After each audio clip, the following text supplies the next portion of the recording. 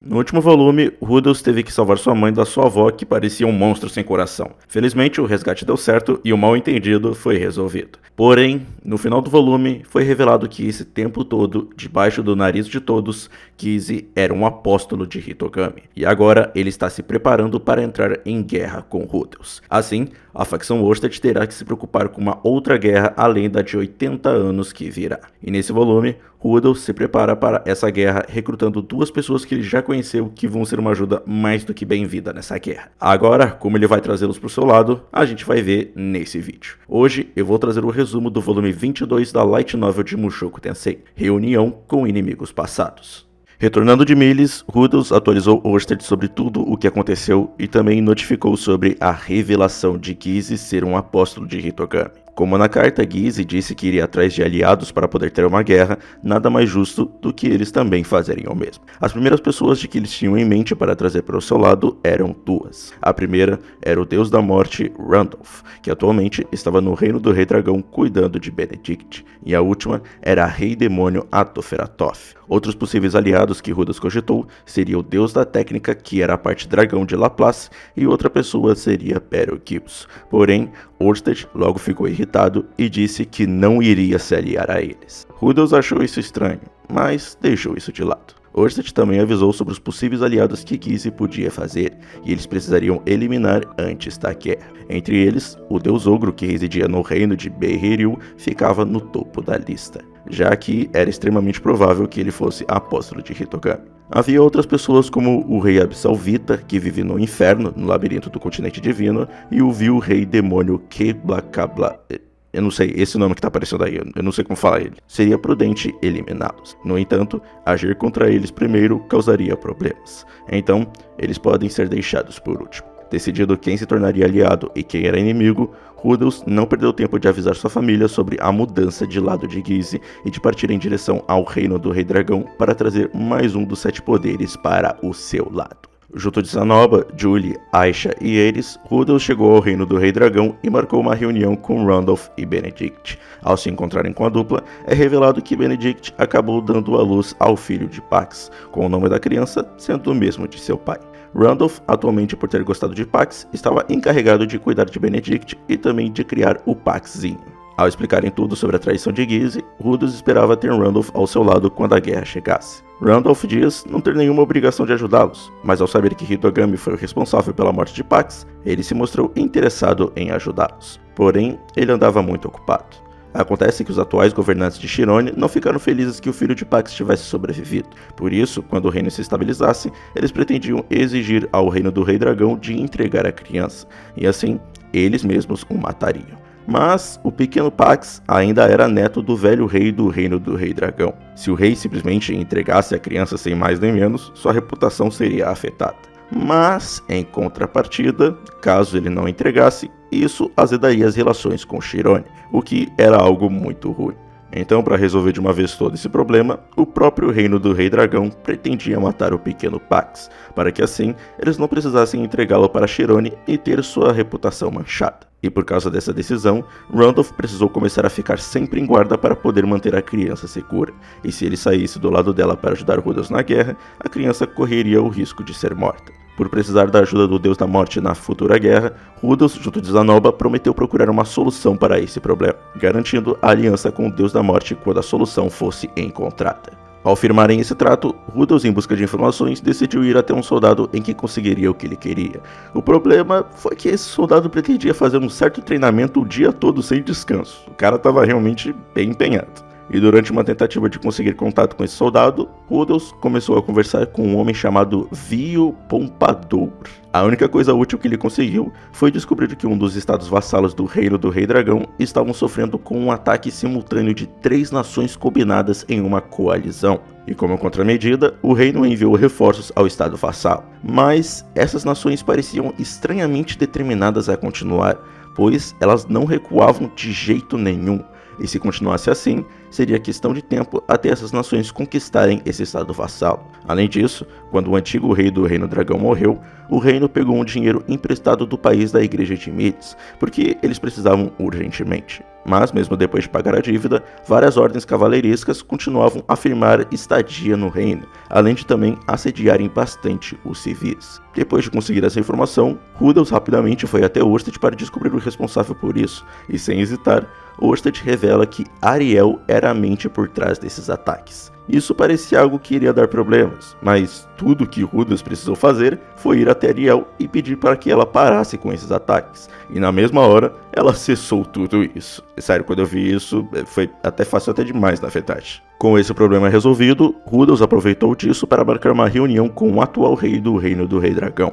Infelizmente, a reunião acabou sendo com um príncipe que seria o próximo a herdar o trono do rei, já que o atual rei estava adoecido e aquela reunião teria que ser feita. Eles tiveram um problema com o príncipe tentando adivinhar o motivo deles estarem ali, e ao acalmá-lo, Rudels fala sobre o reino não dar suporte ao pequeno Pax. E ao escutar aquilo, o príncipe apenas tira sarro, não vendo motivo para eles ajudarem uma criança que era apenas um fardo. E se isso se fizesse perder Randolph, não era como se eles fossem perder toda a sua força por apenas um homem. Não, imagina, era só um dos 7 poderes. Mas, para mostrar que estava com vantagem, Rudels oferece sua ajuda para cessar os ataques que as 3 nações estavam fazendo ao estado vassalo do Reino do Rei Dragão. Além de que, ele também poderia cessar o assédio que os cavaleiros da Igreja de Miles estavam fazendo ao seu reino. Tudo que ele precisaria era entrar em contato com as pessoas responsáveis por aquilo e dizer algumas palavras. E o Reino do Rei Dragão teria 2 problemas resolvidos e estaria devendo ao subordinado do Deus Dragão. O príncipe não gostou de como Rudels agia, como se eles estivessem na palma de sua mão, e ficou meio receoso de aceitar a oferta. Só que de repente, o homem chamado Vio, entrou no local com roupas de um verdadeiro nobre, e diz que o príncipe definitivamente não deveria fazer Rudels o seu inimigo. Logo, é revelado que Vio não era um simples soldado, e sim o atual rei do Reino do Rei Dragão.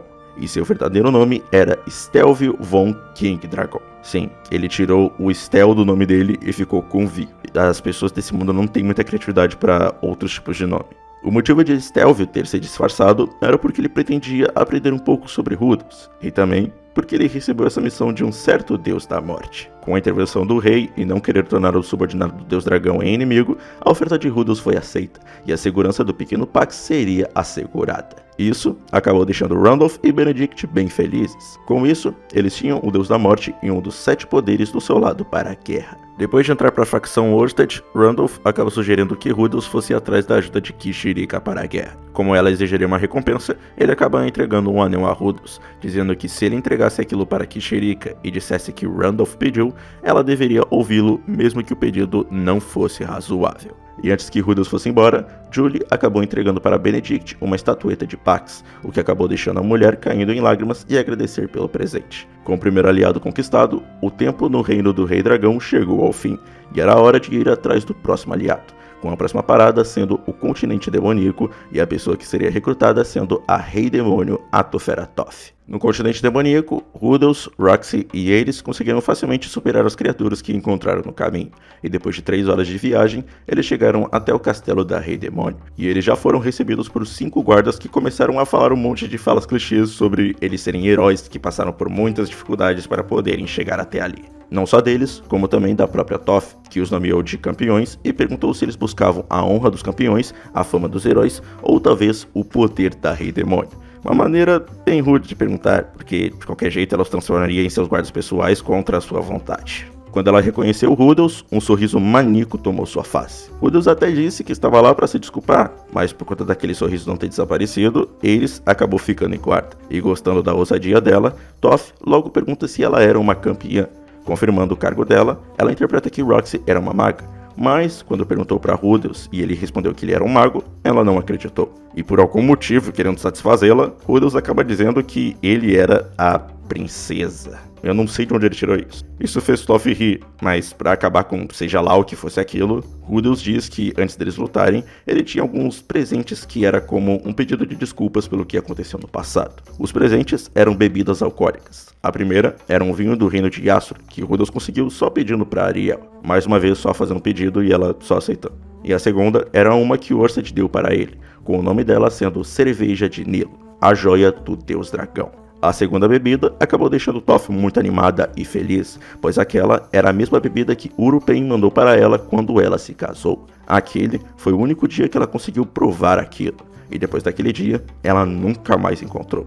Só que, por ser cabeça dura e estar animada, ela achava que tinha que lutar contra eles para poder conquistar aquela bebida. Mas quando o Rudels disse que não, sua burrice começou a atacar forte, e ela simplesmente não entendia que ele simplesmente só queria entregar aquela bebida para ela. Logo, Rudels explica que era porque eles precisariam da ajuda dela na guerra contra Giz. Só que infelizmente, Toph simplesmente ignora o que ele diz, e declara que eles iriam duelar, querendo ou não. Já que lá atrás, Rudels acabou dizendo antes de eles lutarem. E isso fez a cabeça dura acreditar que eles estavam sim para lutar. Não que fizesse muita diferença se eles queriam ou não. Se ela ganhasse, eles se tornariam da guarda pessoal dela. Mas, se eles ganhassem, ela se juntaria às forças dele. O duelo parecia prestes a começar, até que de repente, Mor, um dos guardas de Toph e alguém que Rudels teve dificuldade para lidar na primeira vez, foi até sua rainha e sussurrou algumas coisas em seu ouvido. Ao escutá-lo, Toph pergunta para Rudels se ele era realmente a princesa. E depois do idiota confirmar isso, Toph de repente agarra Rudels pela cintura